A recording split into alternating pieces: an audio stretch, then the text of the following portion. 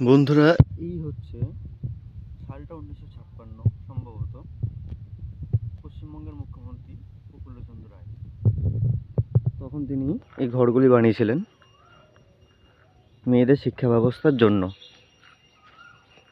এর নাম ছিল নবদ্বীপ পুরনো বঙ্গবাণী বা বঙ্গবাণী, যা এখন রূপান্তরিত হয়ে নবদ্বীপ পোড়ামাতালায় স্থানান্তরিত হয়েছে।